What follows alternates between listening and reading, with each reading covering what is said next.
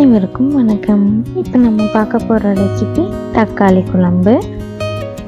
அதுக்கு முதல்ல பாத்திரம் வச்சு ஹீட் ஆனதும் ஒரு 3 ஸ்பூன் அளவுக்கு கடலெண்ணெய் ஆட் பண்ணிக்கிறேன். எண்ணெய் நல்லா காஞ்சதும் கடலைப்பருப்பு ஒரு 1.5 ஸ்பூன் அளவுக்கு ஆட் பண்ணிக்கிறேன். கூடவே ஒரு வரமிளகாய் ஆட் பண்ணிக்கிறேன். நீங்கள் உங்களோட காரத்துக்கு தகுந்த மாதிரி வரமிளகாய் கூடவோ குறையவோ ஆட் பண்ணிக்கோங்க. முழுசாகவே ஆட் பண்ணிக்கலாம். அடுத்ததாக ஒரு 2 ஸ்பூன் அளவுக்கு கொத்தமல்லி ஆட் பண்ணியிருக்கேன். இன்னொரு 2 ஸ்பூன் அளவுக்கு ஜீரகம், ஒரு 1/2 ஸ்பூன் அளவுக்கு மிளகு ஆட் பண்ணிக்கிறேன். கொத்தமல்லி உங்களுக்கு கம்மியாக வேணும்னாலும் நீங்கள் ஆட் பண்ணிக்கலாம். அது பொரிஞ்சதும் ஒரு 3 பல் பூண்டு, ஒரு கொத்து கருவேப்பிலை ஆட் பண்ணி கூடவே ஒரு 1.5 கைப்பிடி அளவுக்கு சின்ன வெங்காயம் ஆட் பண்ணிக்கிறேன். இதில் ஒரு 20-25 வெங்காயம் இருக்கும். நல்லா மிக்ஸ் பண்ணி கொடுத்துக்கலாம் வதங்கி வர்றதுக்காக. இடையில கலந்து கொடுத்துட்டே இருங்க, இல்லைன்னா அடி பிடிச்சிரும்.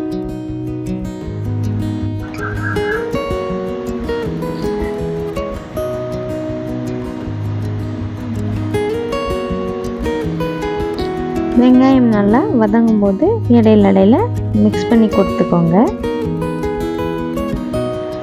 நீங்கள் வெங்காயத்தோட அளவுக்கு தகுந்த மாதிரி ஜீரகம், மிளகு ஆட் பண்ணிக்கோங்க. ஜீரகம், மிளகு எல்லாமே நீங்கள் தனியாக வறுத்து கூட அரைச்சி இது கூட ஆட் பண்ணிக்கலாம். வெங்காயம் நல்லா இந்த அளவுக்கு வதங்கினதும் ஒரு 1.5 தக்காளி ஆட் பண்ணியிருக்கேன். தக்காளி ஆட் பண்ணினதும் மிக்ஸ் பண்ணி கொடுத்துக்கலாம். தக்காளி ஆட் பண்ணினதுக்கப்புறமா கவனமாக இருக்கணும், இல்லைன்னா அடி பிடிச்சிக்கும். இப்போ பாருங்கள், தக்காளி ஓரளவுக்கு வதங்கிடுச்சு. இன்னொரு 2 நிமிஷம் வதங்க விட்டு எடுத்துக்கலாம்.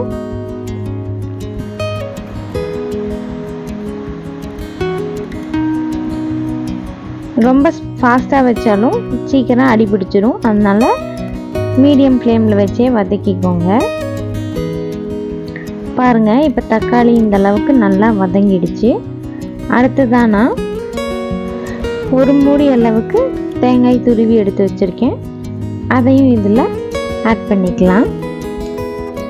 தேங்காய் துருவல் ஆட் பண்ணிவிட்டு மிக்ஸ் பண்ணி கொடுத்துக்கலாம். தேங்காய் துருவல் ரொம்ப நேரம் வதங்கணும்னு இல்லை, லைட்டாக ஹீட் ஆகிற அளவுக்கு மட்டும் விட்டால் போதும். அப்போ தான் தேங்காயோட ஃப்ளேவர் குழம்புல நல்லா இறங்கும். அண்ட் நம்ம குழம்பு அரைச்சதுக்கப்புறம் திரும்பவும் கொதிக்க விட தான் போகிறோம். அதனால் ரொம்ப தேங்காயை வதக்கிட வேண்டாம். நல்லா மிக்ஸ் பண்ணி கொடுத்துட்டு ஒரு 2 நிமிஷத்துக்கு மட்டும் தேங்காய் சூடாக விட்டிங்கன்னா போதும். குழம்பு அரைச்சிட்டு தாளிக்கும் போது காரம் பத்தலைன்னா மிளகாய் சேர்த்து ஆட் பண்ணிக்கலாம்.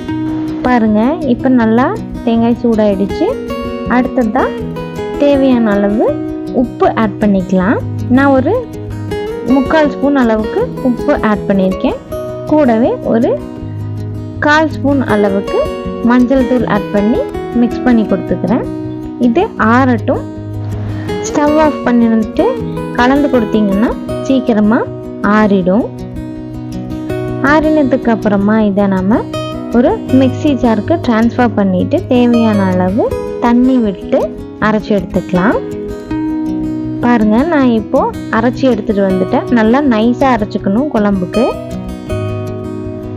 பார்த்தீங்களா, இந்த அளவுக்கு நைஸாக அரைச்சி எடுத்துக்கோங்க. இனி நாம் இதை தாளித்து விட்டுறலாம். நீங்கள் மிக்ஸி ஜார் யூஸ் பண்ணாமல் கிரைண்டர் கூட யூஸ் பண்ணலாம். அதுலேயும் டேஸ்ட்டு சூப்பராக இருக்கும். மிக்ஸி ஜாரை விட கிரைண்டரில் அரைச்சி செஞ்சு பாருங்கள்.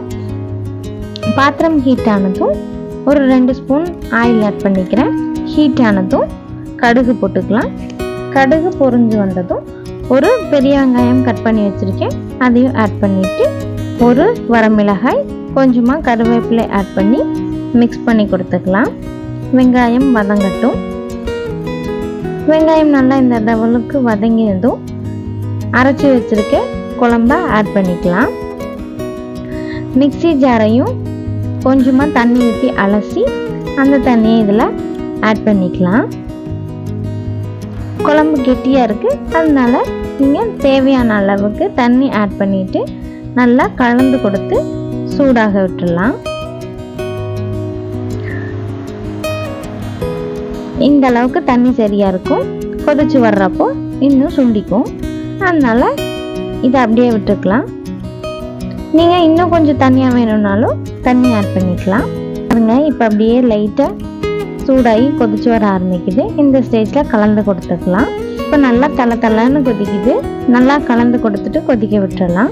இடையில மிக்ஸ் பண்ணி கொடுத்துக்கோங்க. பாருங்கள், இப்போ நல்லா கெட்டியாக ஆரம்பிச்சிடுச்சு. இன்னும் ஒரு 5 நிமிஷம் விட்டு எடுத்துக்கலாம். நீங்கள் இதுக்குள்ளே காய்கள் ஆட் பண்ணுறதுனா கூட ஆட் பண்ணிக்கலாம். ப்ளைனாக சாப்பிட்றதுக்கும் நல்லாயிருக்கும். கொதிச்சிடுச்சு, ஸ்டவ் ஆஃப் பண்ணிடலாம். இட்லிக்கு ஊற்றிக்கிற மாதிரி இருந்தால் இன்னும் கொஞ்சம் தண்ணி ஆட் பண்ணிக்கோங்க. இதே மாதிரி செஞ்சு பார்த்துட்டு எப்படி இருந்ததுன்னு கமெண்ட்டில் சொல்லுங்கள். வீடியோ பிடிச்சிருந்ததுன்னா லைக் பண்ணிக்கோங்க. தேங்க்யூ.